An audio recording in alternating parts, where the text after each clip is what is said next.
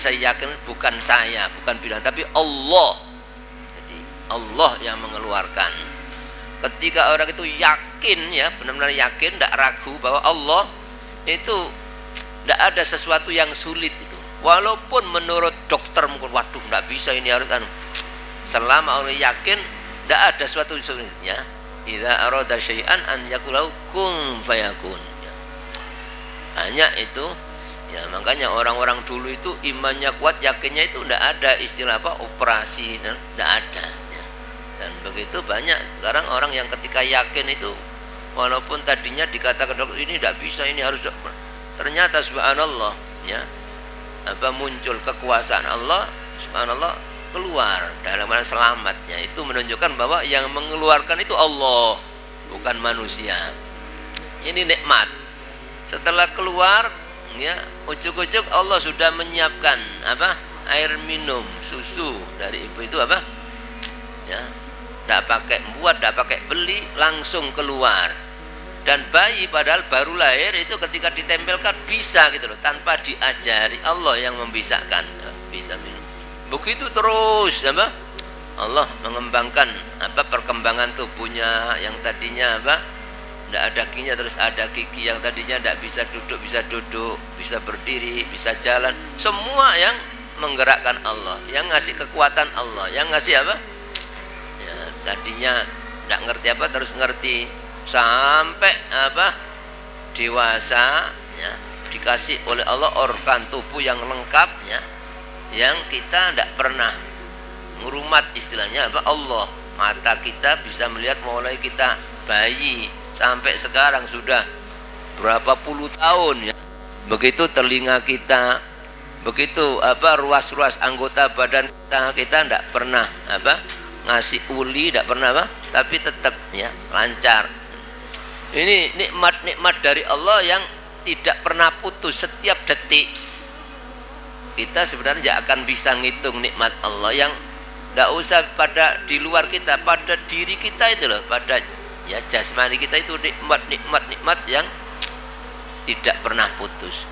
Nah, itu kebaikan Allah seperti itu. Sampai ya kalau orang itu apa sadar akan tujuan dihidupkan, benar-benar hidup ini untuk ibadah, untuk mendekatkan diri kepada Allah, jadi orang yang mukmin benar, terus takwa kepada Allah, tidak hanya di dunia gitu loh, sampai mati itu loh Allah masih ngasih nikmatnya. Ya nanti di kuburan itu ada nikmat kubur itu yang jauh lebih nikmat daripada nikmat di dunia ini. Allah ngasih nikmat, apalagi nanti kalau sudah di ya akhirat, ya mendapatkan surga, ya itu apa nikmat yang sempurna, ya jutaan macam kenikmatan yang spontan gitu loh, kepingin apapun ya secara otomatis tanpa ada kesulitan sama sekali, justru sibuk dalam nikmat-nikmat yang setiap detik bertambah, tidak bisa dicontohkan di dunia ini. Jadi nikmat-nikmat yang dirasakan hari ini lebih sangat daripada yang kemarin, besok lebih begitu terus bertambah, tidak ada batas akhirnya. Itu Allah tidak cukup memberi kebaikan kepada kita di dunia, sampai besok ketika orang itu mukmin, ya ahli ibadah, ada nikmat yang lebih besar dari itu, yaitu nikmat ya apa mendapatkan ridho Allah, itu lebih besar daripada surga. Nikmat bisa melihat Allah itu puncaknya nikmat. Betapa apa ya baiknya Allah kepada kita hambanya ini, ya. Jadi mulai kita masih dalam kandungan ibu, Allah sudah kasih nikmat sampai kita dimasukkan surga. Padahal ya yang membisahkan kita beramal juga Allah. Kita jadi orang Islam yang ngasih hidayah Allah, kita sergap yang nyergapkan Allah, kita bisa yang membisahkan Allah, kita kuat yang menguatkan Allah, kita jadi orang baik yang ngasih kebaikan Allah, ya semua itu Allah sebenarnya. Tapi walaupun demikian terus orang itu dimasukkan surga, padahal yang menolong kita semua melakukan apapun Allah. Allah masukkan surga, Allah kasih nikmat-nikmat yang tidak ada batasnya. Nah, ketika orang itu memperhatikan, memikirkan nikmat-nikmat Allah itu ya akan tambah besar rojak pengharapan tambah sangat apa ya.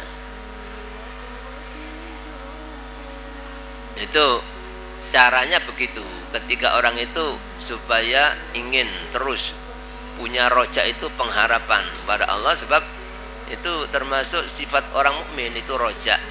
Ada hadis Nabi hadis qudsi, Allah berfirman, ana inda dhanni abdi bi ya. Aku tergantung dugaan hambaku kepadaku ya. Kalau hambanya itu juga Allah itu pemurah, Allah pengasih, Allah memberikan kenikmatan, itu ya pasti sesuai dengan dugaannya itu. Itu sisi yang pertama ya. Apabila orang ingin dibukakan pintu rojak pengharapan kepada rahmat, kasih sayang Allah, ampunan Allah, kebaikan kepada Allah, maka supaya memperhatikan nikmat-nikmat Allah yang telah diberikan kepada kita sejak kita dalam kandungan ibu sampai ya tua, sampai mati, tetap ya ketika orang itu mukmin dikasih nikmat-nikmat justru yang lebih sampai di akhirat besok. Sampai kapan? Tidak ada batas akhirnya. Kholidina fiha abada. Maka ketika orang berarti tambah besar harapan kepada Allah, tambah cinta kepada Allah, tambah apa? Ya, semangat untuk mendekatkan diri kepada sebagai syukur ya. Terus sisi yang kedua, dan bila engkau ingin dibukakan bagimu pintu takut, khauf ya, khauf itu takut. Setiap orang mukmin itu di samping ada roja harus ada khauf. Tidak bisa salah satu, tidak boleh. Jadi harus ada khauf. Khauf itu takut akan murka Allah, takut ancaman Allah ya. Takut tidak diterima oleh Allah, itu khauf ya. Di samping ada khauf harus ada roja ya. Dalam kondisi apapun. Jadi di satu sisi mengharap ya kebaikan Allah, tapi di sisi lain takut ya. Ya, terutama ketika orang itu melakukan hal-hal yang kurang atau perbuatan maksiat, itu harus ditingkatkan khaufnya. Jadi khauf dan roja ini bagi orang mukmin itu seperti dua sayap burung itu. Jadi harus seimbang antara khauf dan roja. Ibarat kendaraan itu harus ada gasnya, harus ada rimnya. Jadi roja itu bagaikan gasnya untuk mendorong semangat untuk tambah semangat. Sedangkan khauf itu rimnya ini supaya tidak kebabas, supaya tidak tidak terjerumus dalam kejelekan. Itu orang mukmin itu harus seimbang ya. Hanya saja ketika orang itu masih muda, umumnya anak muda itu ya kurang takutnya itu supaya dikuatkan khaufnya, rasa khaufnya, takutnya itu dikuatkan supaya jangan sampai terjerumus dalam kemaksiatan, jangan sampai malas ibadah. Umumnya anak muda kan pasti begitu, masih malas, merasa dia masih muda. Itu justru takutnya ditingkatkan, takut ya jangan-jangan pas melakukan maksiat Allah nyabut nyawa saya, jangan-jangan nanti Allah menghukum saya, begitu ya. Yang namanya mati tidak harus tua, jadi takut pas maksiat harus dicabut, seperti itu, ditingkatkan khaufnya. Sampai ketika orang itu menghadapi keadaan yang sangat menyusahkan ya, terutama di saat menghadapi sakaratul maut, akan meninggal, itu harus dikuatkan rojaknya. Pada saat orang itu sudah tidak mungkin berbuat dosa, itu harus ya, rojaknya diharapkan, Allah insyaallah ampuni saya, Allah memberi rahmat saya, Allah, seperti itu. Karena ada hadis Nabi, la yamutanna ahadukum illa wa huwa yuhsinu dhanna billah. Jangan sekali-kali kalian mati kecuali dalam keadaan berbaik sangka kepada Allah. Jadi Allah mengampuni dosa saya, Allah akan mengangkat derajat saya, harus sabar gitu. Begitulah ketika kita menjenguk orang yang sakit, apalagi sakit kritis, itu dibesarkan hatinya. Ndak, sampean ini dicintai Allah, ndak diampuni, sampean maafkan dengan demikian supaya besar, supaya mati dalam keadaan berbaik sangka kepada Allah. Jangan sampai orang itu, waduh ya apa ya, saya ini kok begini dok, mungkin Allah benci sama saya, mungkin Allah sudah ndak. Nah, itu suudzon namanya, ndak boleh.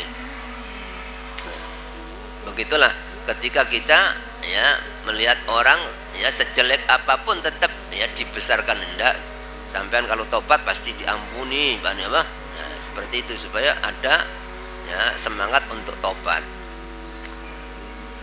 Ya, ini jadi manusia itu harus ada roja, harus ada khauf ya. Makanya ada salah seorang yang minta wasiat kepada salah seorang solehin ya, ausini, tolong wasiati aku ya, wasiati aku ya. Beliau mewasiatkan apa ya, Anda harus banyak-banyak hidup ini, banyak-banyak mengucapkan alhamdulillah dan banyak-banyak istighfar. Ketika ditanya kenapa demikian, ya pertama sebab kita hidup ini tidak pernah tidak dapat nikmat, setiap detik nikmat, maka yang cocok ya adab kesopanan ketika orang dapatnya harus syukur, alhamdulillah ya. Tidak pernah, bahkan walaupun dalam keadaan orang itu mendapatkan musibah, itu tetap hakikatnya nikmat yang tersembunyi, nikmat yang batin ya. Jadi zahirnya seolah-olah itu cobaan, tidak menyenangkan, tapi andaikan dibuka justru nikmat. Jadi minimal ketika orang itu dikasih cobaan ya, sesuatu yang tidak disenangi oleh nafsu itu loh, apakah tadinya sehat terus sakit, atau mungkin kehilangan harta dan sebagainya, atau mungkin ada hal yang tidak menyenangkan dari pasangan hidup kita, atau mungkin dari anak, dari menantu, dari apa, tetap itu ujian ya, cobaan itu tetap hakikatnya nikmat. Kalau orang itu paham siapa yang memberi cobaan itu, yang memberi cobaan Allah yang maha pengasih, maha penyayang, yang maha bijaksana. Allah tidak mungkin menghendaki sesuatu ya tanpa hikmah, tanpa ada gunanya, tidak mungkin. Tidak ada sesuatu yang terjadi dari siapapun yang tidak dikehendaki Allah, tidak mungkin. Jadi apapun yang terjadi pasti Allah yang menghendaki, dan oleh karena Allah yang menghendaki pasti Allah menghendaki yang terbaik ya. Jadi sebenarnya manusia itu tidak pernah tidak dapat iman, walaupun di satu sisi dapat cobaan, tetap itu hakikatnya nikmat. Maka yang pantas orang itu apa ya, harus alhamdulillah ya, alhamdulillah. Makanya ucapan orang mukmin itu ketika ditanya oleh orang apapun keadaannya, harus pertama ketika ditanya bagaimana keadaan sampean, kaif hal, bagaimana keadaan sampean, harus alhamdulillah ya, alhamdulillah ala kulli hal, alhamdulillah dalam keadaan tetap kita alhamdulillah. Walaupun katakan orang itu dikasih cobaan sakit parah, tetap walaupun sakit masih bisa bernafas, masih bisa menghirup udara, masih bisa melihat, masih bisa bergerak, tetap nikmatnya. Dan sakitnya pun itu juga membawa kebaikan. Minimal kalau orang itu sabar, dosa-dosanya diampuni. Apa ndak nikmat itu ya? Makanya kalau ada orang mau mati kok sakit dulu, sabar, wah ini alamat bersih menghadap Allah, dalam bersih, itu nikmat dari Allah ya. Jadi tidak ada ya hidup ini yang tidak nikmat ketika orang itu sadar bahwa yang menghendaki itu Allah ya. Itu dalam ayat Quran disebut wa asbaghu alaikum ni'amahu zahiratan wa batinah. Allah melimpahkan pada kalian nikmat-nikmatnya zahir dan batin ya. Nikmat zahir itu banyak yang kelihatan mata itu loh, nikmatnya itu zahir. Nikmat batin yang tidak kelihatan ya. Jadi termasuk ya, zahirnya itu seperti wujudnya cobaan, tapi batinnya sebenarnya itu nikmat karena bisa mengangkat derajat, minimal menghapus dosa, membuat orang semakin dekat kepada Allah. Itu makanya yang pantas orang itu harus banyak-banyak alhamdulillah, alhamdulillah, alhamdulillah. Ketemu siapapun tetap alhamdulillah. Ya, tapi umumnya manusia itu umumnya ya, itu berat mau mengucapkan alhamdulillah itu loh ya. Ya, ya kadang-kadang walaupun terpaksa alhamdulillah, alhamdulillah, tapi ya kadang-kadang ono tapi nih ya, ya. Saya ini ya, alhamdulillah, tapi mulai dulu saya kok gini dok. Nah itu kadang-kadang demikian apa ya. Jadi makanya kalau orang itu apa besok katanya apa, orang yang pertama kali dipanggil ke surga itu kata Nabi, awwalu man yud'a ilal jannah yaumal qiyamah alhammadun ya. Pertama kali orang yang dipanggil ke surga besok itu adalah alhammadun, orang yang ahli mengucapkan alhamdulillah, alhamdulillah, alhamdulillah. Nah, itu ya apa, ala kulli hal, dalam keadaan apapun tetap alhamdulillah, sebab yang menghendaki Allah, masa Allah keliru, pasti Allah menghendaki yang terbaik. Di samping itu nikmat-nikmat yang lain masih sangat banyak. Jadi satu mungkin musibah, mungkin orang sakit, tapi di balik itu masih banyak nikmat-nikmat yang lain ya. Itu ya, orang harus banyak-banyak alhamdulillah. Kemudian yang kedua pesennya, sebagai orang sampean hidup ini harus banyak-banyak alhamdulillah. Alhamdulillah, sebab tidak mungkin setiap detik apapun yang nikmat tidak mungkin, pasti dapat nikmat, bukan hanya satu, puluhan nikmat, ratusan setiap saat. Walaupun waktu itu ada cobaan, tapi di sisi lain ya, selain itu banyak nikmat-nikmat yang tidak terhitung ya. Terus yang apa, keadaan yang kedua ya, yang dianjurkan sampean harus banyak-banyak istighfar ya, banyak mohon ampunan kepada Allah. Sebab apa? Kata beliau ini, sebab kita manusia siapapun orangnya selain Nabi Rasul, selain itu pasti banyak dosa, pasti ya, pasti banyak dosa, banyak kekurangan, banyak kelalaian ya, banyak kurang sopannya kepada Allah. Jangankan kita ini di luar ibadah ya, jangankan ketika ini di luar tempat ibadah, sedangkan kita kadang-kadang di ibadah di masjid itu kadang-kadang mestinya sholat itu untuk mengingat Allah, aqimis sholata lidzikri, tegakkan sholat untuk mengingat aku. Tapi kita berapa persen ingatnya kepada Allah dalam sholat itu loh apa ya, itu jarang kita ini bisa ingat Allah dalam sholat, separuh apa, jarang. Kadang-kadang hanya pertama tok ingat, setelah itu ya ingat yang lain-lain ya. Begini ini kurang gitu loh, Pak. Kekurangan kita. Yang pantas kita istighfar, istighfar, istighfar ya. Apalagi ketika di pasar, apalagi ketika di jalan, lebih-lebih ketika sholat aja kurang gitu apa?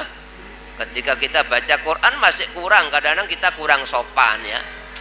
Nah, itu belum kalau kita berbicara masalah menjaga amanat Allah. Jadi anggota badan gitu amanat, titipan, bukan milik kita. Mata ini miliknya Allah, titipan, dititipi.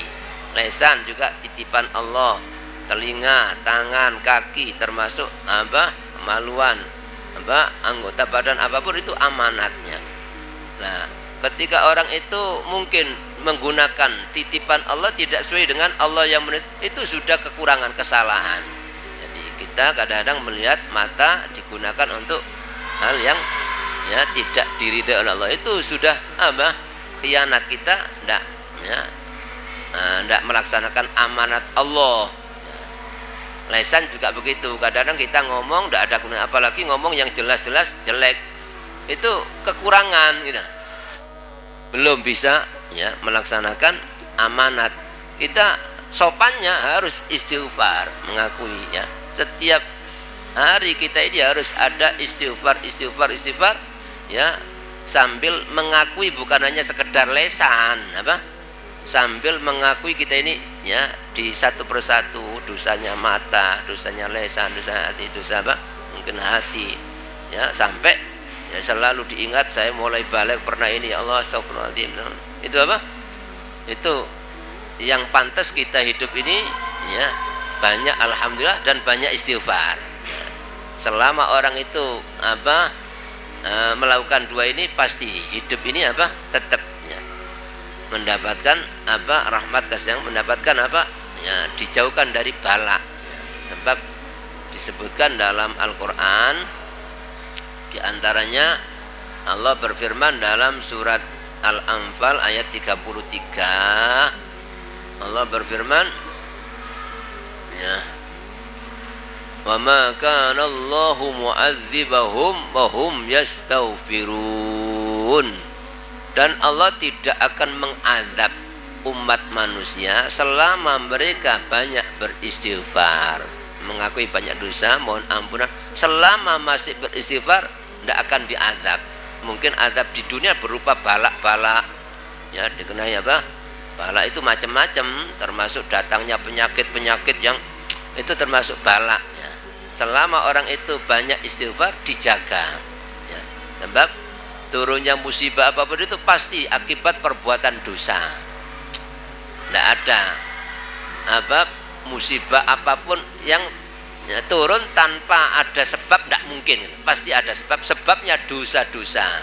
Katanya siapa? Kata Allah dalam Al-Quran surat Asy-Syura ayat 30. Surat Asy-Syura ayat 30, Allah berfirman ya, wa ma asabakum min musibatin fabima kasabat aydikum wa ya'fu an katsir. Tidaklah menimpa kalian musibah apapun bentuk musibah ya, kecuali ya fabima kasabat aydikum, pasti karena perbuatan dosa yang kalian lakukan. Wa ya'fu an katsir, itu pun yang dimaafkan Allah masih banyak. Artinya tidak setiap dosa langsung dikasih cobaan, tidak seperti itu. Hanya Allah tujuannya ngasih cobaan ini untuk menyadarkan orang ini supaya ngoreksi diri. Kenapa kok saya begini? Kenapa? Ini karena dosa saya. Seperti itu, supaya kembali kepada Allah. Tidak setiap dosa. Andaikan setiap kita dosa karena waduh binasa orang itu, kata Nabi ya, banyak yang dimaafkan ya, maka supaya selamat dari berbagai macam bala apapun, orang harus banyak istighfar ya. Terutama kita dianjurkan dalam bulan Rajab ini harus banyak-banyak istighfar. Dalam bulan Rajab terutama dikatakan bulan Rajab itu bulan istighfar, untuk mensucikan diri supaya apa? Karena ketika masuk Rajab ini kita sudah akan menghadapi Ramadan, kita diajak siap-siapnya masuk Ramadan mulai Rajab. Jadi itu apa? Supaya dengan istighfar kita semakin apa? Bersih dari dosa. Termasuk apa? Dampak daripada dosa-dosa itu, orang itu mendapatkan kesulitan ya. Ya, dalam segala urusannya sulit yang menyebut sulit itu dosa ya. Termasuk diantara dampak dosa itu berat, mau ibadah berat rasanya, ibadah berat, yang membuat berat itu dosa ya. Makanya kita ini kadang-kadang biasanya ringan ya ibadah, biasa enak kok tidak enak, itu pasti penyebabnya dosa. Hanya saja orang itu kadang-kadang ya kurang teliti ya, padahal ada dosa. Mungkin itu dosa zahir seperti dosa mata, lesan, atau mungkin dosa batin yang lebih bahaya. Dosa hati itu lebih bahaya daripada dosa zahir. Mungkin kadang-kadang kita suudzon kepada mungkin pasangan hidup kita, atau mungkin kepada mertua, kepada menantu, kepada famili, mungkin itu termasuk dosa besar ya. Kadang-kadang ada apa? Tidak menerima akan ketentuan Allah, ada mengeluh ya, itu termasuk dosa ya. Termasuk orang kadang-kadang melakukan apa-apa pamer bukan karena Allah, tapi itu termasuk dosa. Terus ada membanggakan diri, sombong, itu termasuk dosa-dosa berat karena dosa batin. Ini apa? Memberi dampak, mestinya orang itu ringan ibadah menjadi berat gitu. Mestinya enak ibadah menjadi tidak enak. Makanya Nabi menganggap dosa itu seperti penyakitnya. Dosa itu penyakit. Dosa itu penyakit. Ala inna ala ukhbirukum bidaikum wa dawaikum. Maukah aku beritahu kalian penyakit kalian dan obat kalian? Nah, Nabi mengatakan ala inna da'akum az-dzunub. Ingat, penyakit kalian itu dosa, itu penyakit yang sebenarnya. Ya, dosa itu penyakit. Ya, yang sebagaimana apa? Orang itu jasmani ketika sakit kan mestinya makan nikmat menjadi tidak nikmat gitu. Mestinya semangat mau apa? Loyo tidak semangat, diajak gini tidak mau karena ada gangguan penyakit. Rohani juga seperti itu gitu, rohani. Jadi ketika rohani ada penyakit rohani, yaitu dosa-dosa itu loh penyakitnya. Itu selama masih ada dosa, itu ada penyakit, orang itu lemes, ya, tidak semangat, diajak ini malas, diajak kebaikan. Terus apa? Tidak bisa merasakan nikmatnya ibadah. Ya. Sebagaimana jasmani tidak bisa merasakan nikmatnya makanan karena ada gangguan penyakit di jasmaninya. Nah, rohani itu sebenarnya lebih bisa menikmati makanan rohani ya daripada jasmani ya. Kalau makanan rohani tidak ada batasnya. Kalau jasmani semua ada batasnya ya. Ini itu maka kita harus banyak-banyak istighfar kapan saja, terutama ketika kita berada di bulan Rajab ya. Jadi supaya nanti ketika masuk Ramadan itu sudah benar-benar sudah tidak ada beban, tinggal semangat-semangatnya ya, kita bisa memaksimalkan itu dan bisa menikmati ibadah-ibadah di bulan Ramadan.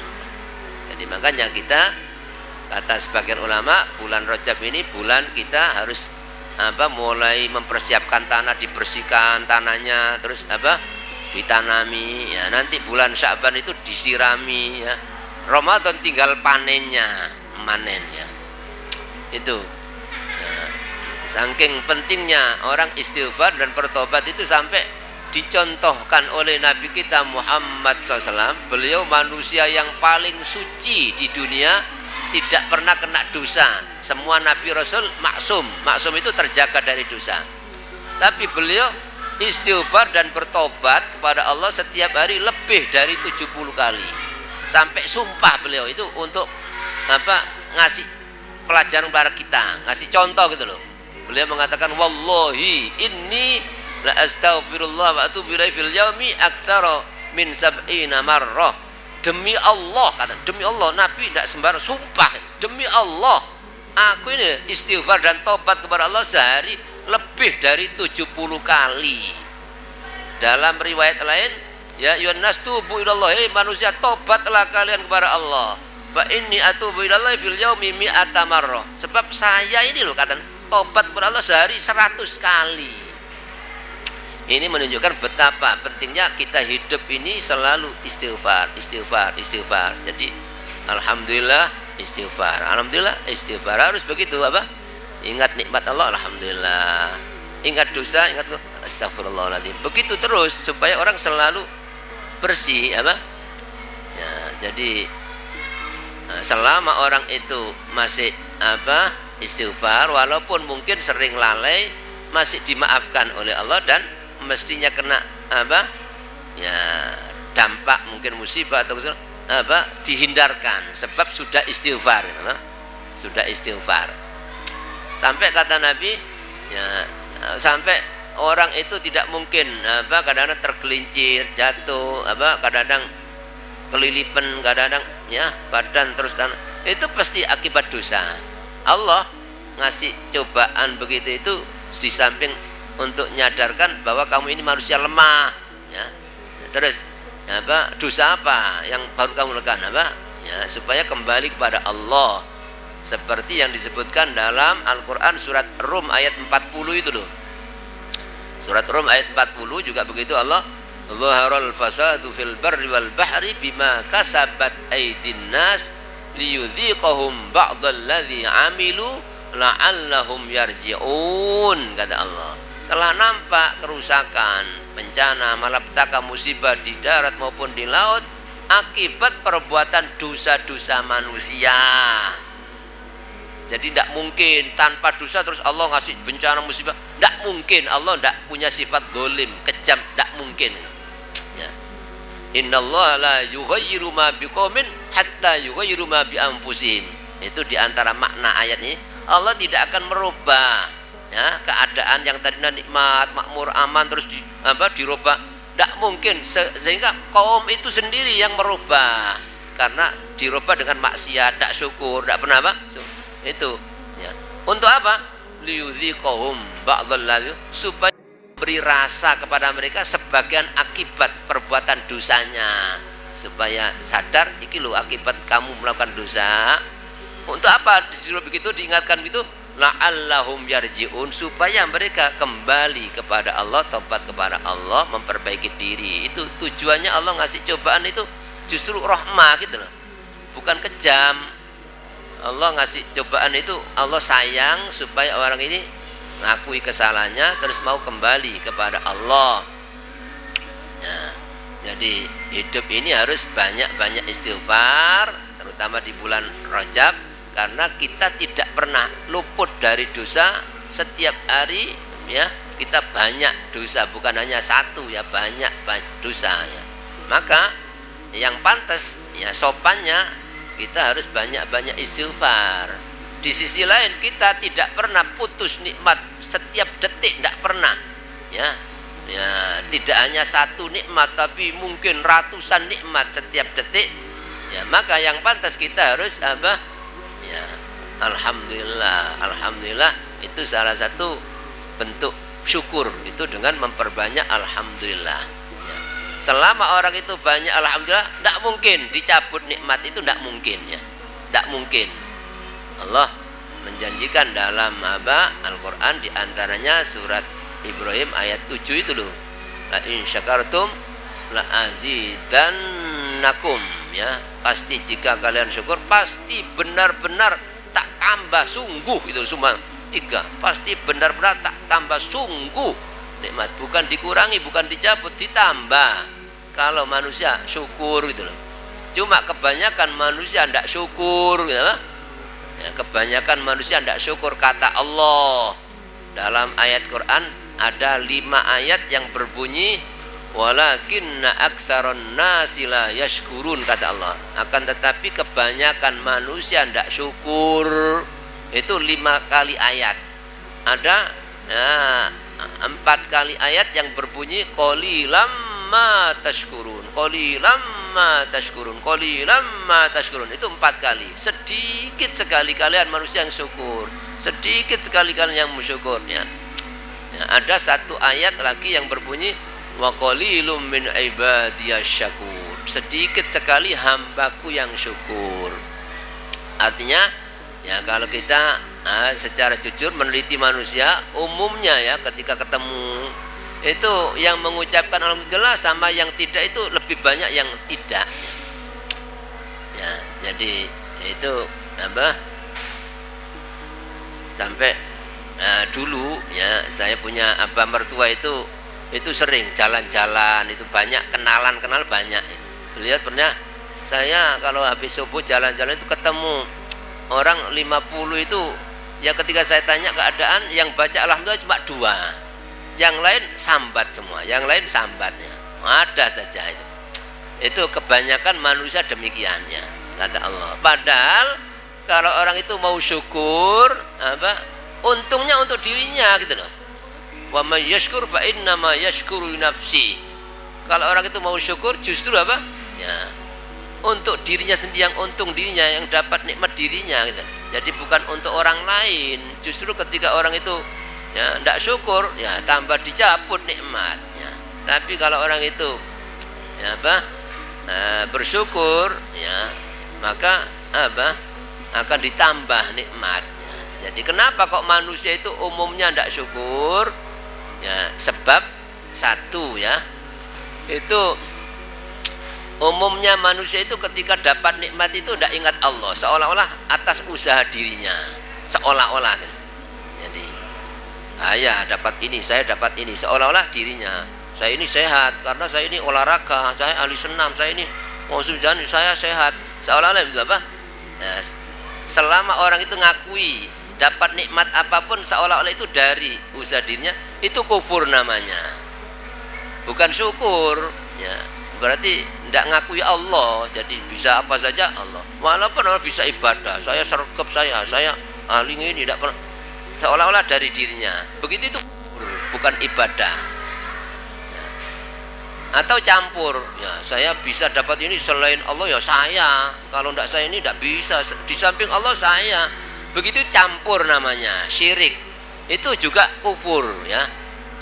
Jadi orang yang syukur itu dapat nikmat apapun walaupun dia berusaha, ibarat kerja bisnis sudah pengalaman, hati-hati dapat untung, alhamdulillah ini 100% saya yang ngasih untung Allah, bukan usaha saya, itu baru dikatakan syukur. Jadi bisa apapun, dapat nikmat apapun ya, zahir batin murni, ini datangnya dari Allah, titik, tidak ada campur. Di samping Allah saya walaupun 1%, ini saya dapat nikmat ini, saya berhasil, anak saya ini sukses ini, di samping 90% itu anugerah Allah, tapi 1% karena usaha saya, karena saya ini ahli tirakat, karena saya ini, itu masih campur namanya, bahasa Qur'annya campur, syirik.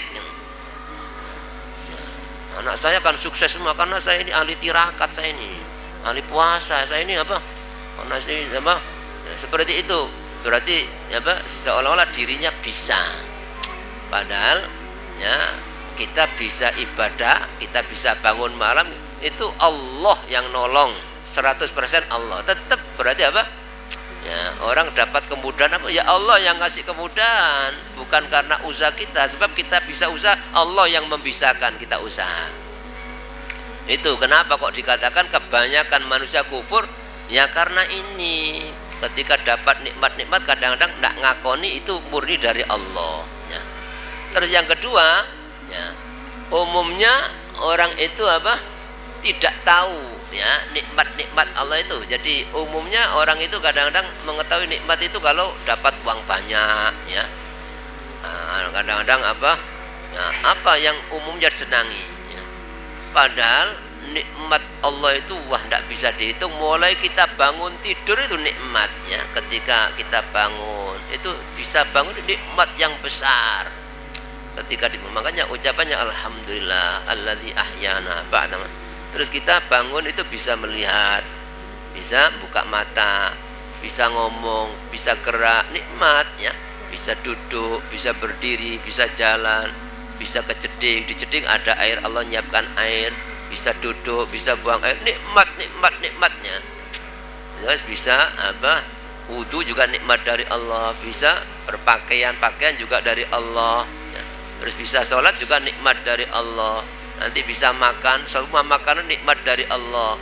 Dia bisa menikmati ya, bisa merasakan nikmat ya, Allah yang masih. Apapun tidak bisa dihitung sehari itu ya. Ya itu umumnya orang kadang-kadang gara-gara ya Allah ngasih cobaan ya, mungkin pas usaha gagal misalnya atau apa, itu hilang. Jadi seolah-olah nikmat Allah ini tidak ada. Jadi gara-gara satu cobaan ini kadang-kadang orang tidak merasa ya, dapat nikmat. Kadang-kadang gara-gara sakit ya, ya nikmat-nikmat yang tadi banyak itu hilang hanya karena ini apa? Ya, itu umumnya manusia demikian. Padahal satu sisi itu dikasih sakit, tapi nikmat yang lain masih banyak. Dan sakit pun itu hakikatnya nikmat kalau orang itu iman ya, ya nikmat yang tersembunyi.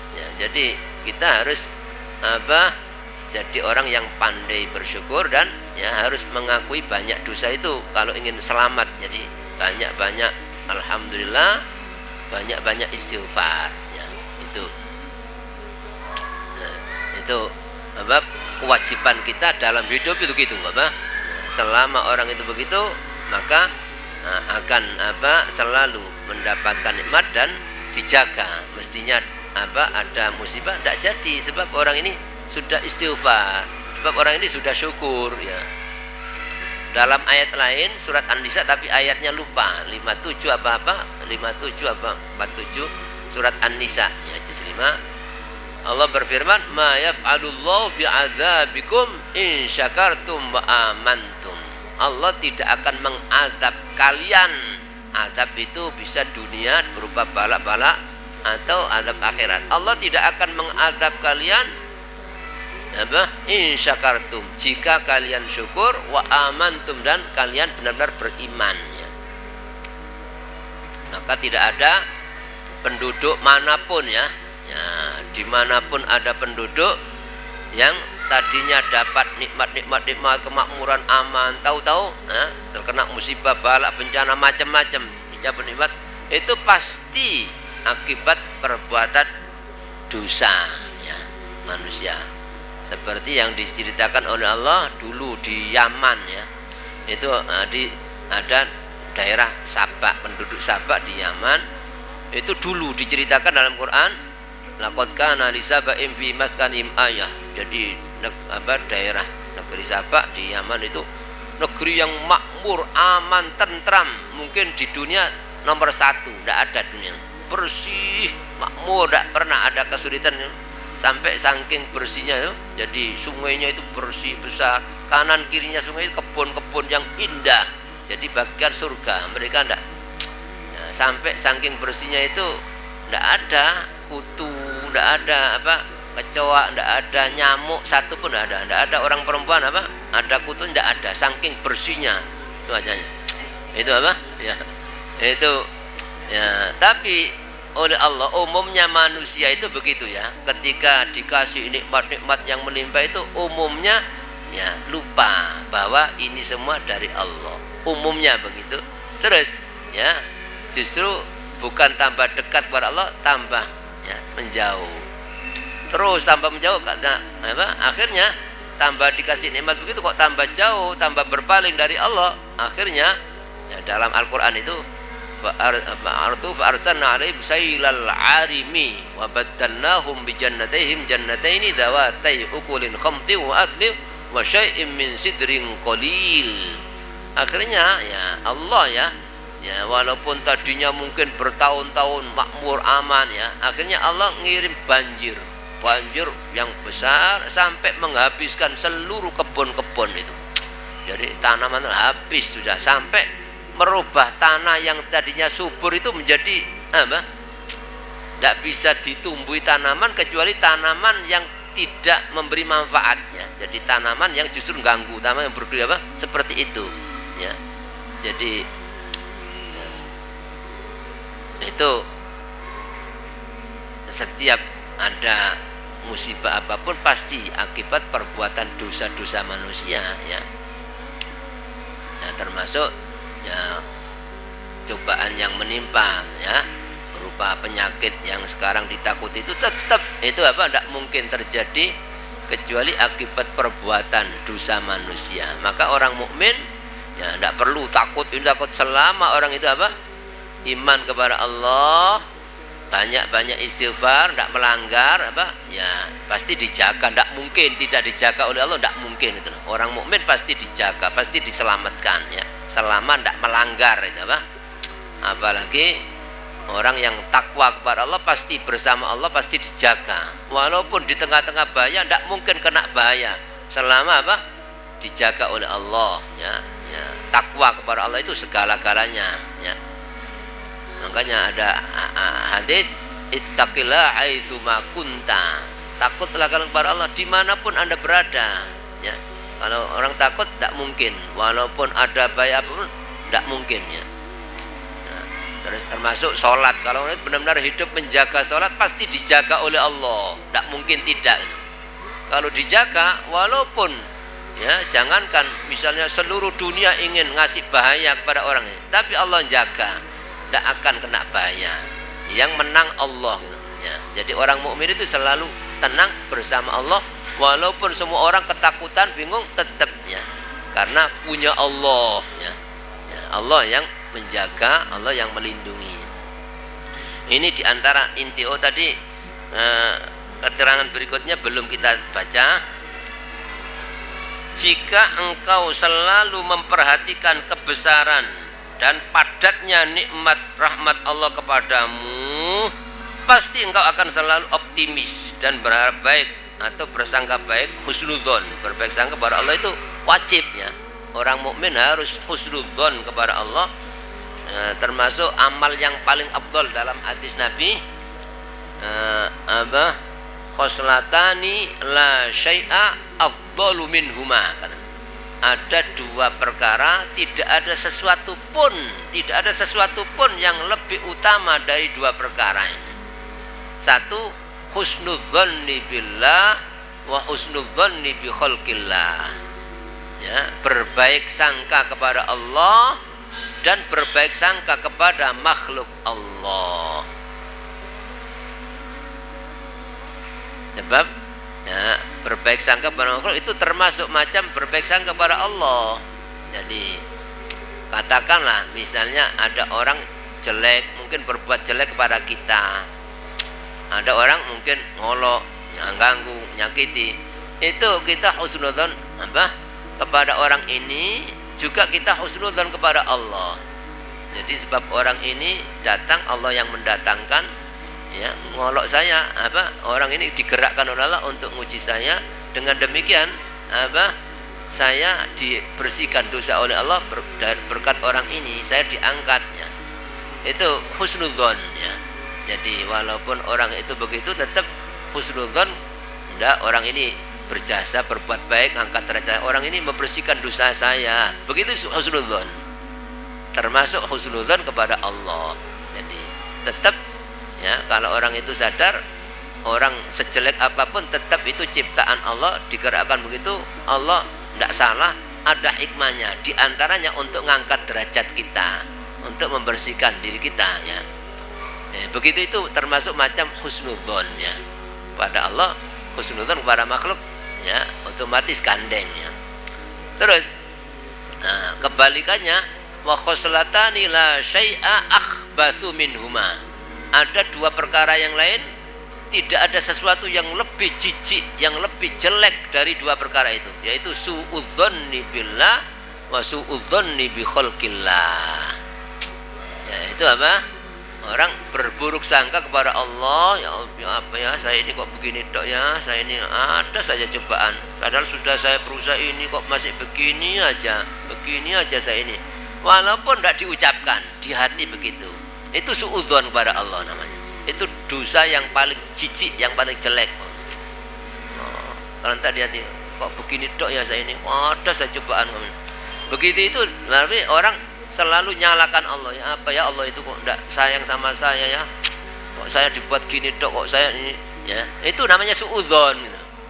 Oleh karena suudzon, ya, dibuat seperti yang diduga itu, ya, karena dia punya Allah, kok saya gini, kok Allah enggak berbuat baik pada, kok Allah enggak ngasih saya, ya enggak dikasih, ya, karena suudzonnya sendiri.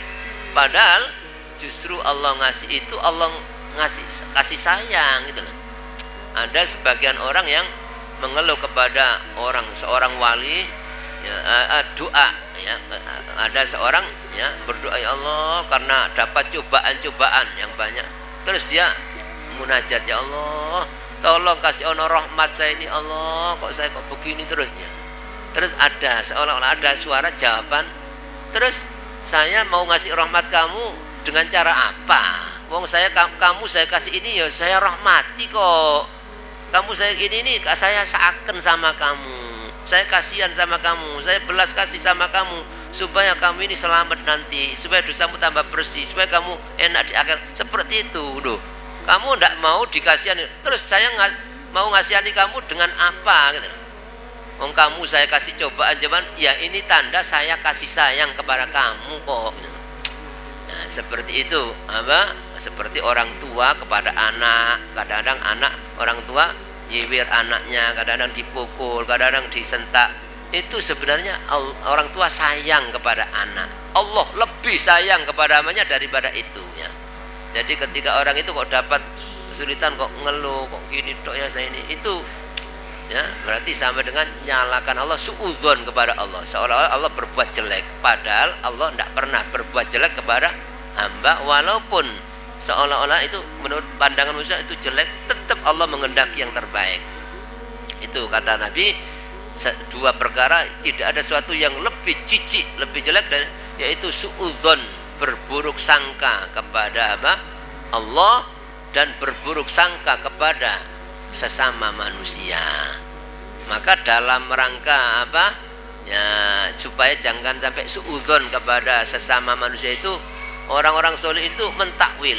Jadi setiap ada suara, oh ini orang ini pasti selalu dia, enggak, orang ini pasti punya niatan baik, orang ini pasti ada tujuan seperti itu. Sampai diceritakan kadang-kadang kita ini sedang berjalan, kemudian ketemu kawan atau apa, ternyata enggak noleh sama kita pas ya, itu kadang-kadang timbul suudzon, wah ini benci sama saya, ini sentimen sama Musa ya, padahal belum tentu ya. Jadi bagaimana ya, ditakwilin enggak ya, enggak mungkin, itu mungkin apa, karena dia noleh itu karena apa, ada sesuatu yang dia pandang sehingga apa, konsentrasinya itu dia enggak melihat kita ya, enggak melihat kita.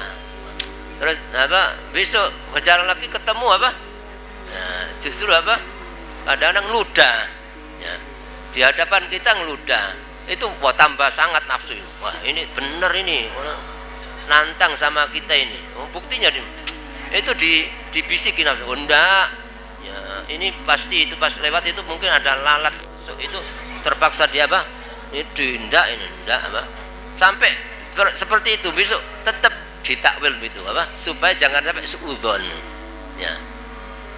Enggak, orang ini sayang pada saya, cinta, itu Allah apa akan merubah keadaan orang itu sesuai dengan husnudzon kita. Jadi enggak, orang itu cinta itu gampang. Tahu-tahu orang yang tadinya walaupun ada niat benci musuh itu bisa dirubah oleh Allah karena kita husnudzon ya. Jadi makanya kita ini kalau mendapati orang jelek, kadang-kadang kita ini di jalan di stopan ada anak muda yang enggak karu-karuan modelnya itu loh, kita jangan sampai suudzon apa, artinya tetap kita harus husnudzon. Insya Allah anak ini akan dikasih hidayah oleh Allah, insya Allah dibuka hatinya, Allah Maha Kuasa untuk nyadarkan. Seperti itu husnudzon apa ya, apa enggak bisa, sangat bisa, gampang. Allah mungkin berkat husnudzon ikhlas begitu, besok tahu-tahu anak ini tobat, bisa ya, berkat begitu. Itu husnudzon kepada makhluk berarti itu ya. Tapi kalau orang itu, waduh anak ini rokok, anak ini ya, anak kok model gitu, itu namanya suudzon ya. Suudzon, seolah-olah Allah tidak mungkin ngasih hidayah anak ini, tidak mungkin nyadarkan, tidak mungkin, kan seperti itu. Jadi suudzon kepada orang sampai dengan suudzon kepada Allah, seolah-olah Allah tidak bisa memperbaiki anak ini, Allah tidak bisa nolong. Padahal kalau Allah menghendaki bisa ya. Banyak tadinya orang-orang rusak, tahu-tahu Allah ngasih hidayah, nyalep sama orang-orang yang sudah baik, jadi apa, akhirnya jadi kekasih Allah. Banyak ini ya. Itu diantara apa, belum selesai tadi. Jika engkau selalu memperhatikan kebesaran dan padatnya nikmat rahmat Allah kepadamu, pasti engkau akan selalu optimis ya, dan berharap baik atau bersangka baik kepada Allah. Sebaliknya, jika engkau selalu memperhatikan kecurangan dan kekuranganmu terhadap Allah, yang mana kita ini dihidupkan untuk ibadah kepada Allah, ternyata kita ini masih apa, kalau dihitung berapa waktu kita yang kita buat ibadah, itu kita pasti kurang apa? Ya, itu maka pasti timbul dari rasa takut kepada Allah, sehingga timbul istighfar, menyesal, mohon ampunan kepada Allah itu. Nah, memang sifat-sifat yang harus ada pada tiap mukmin, yaitu tadi itu apa? Roja, khof, roja, khof. Ya, itu prakteknya alhamdulillah, astagfirullah, alhamdulillah, itu harus apa? Ya, harus apa? Jadi apa? Makanan kita, jadi alhamdulillah, diam-diam alhamdulillah, ingat nikmat alhamdulillah. Terus ketika ada kelalaian, astagfirullah, begitu.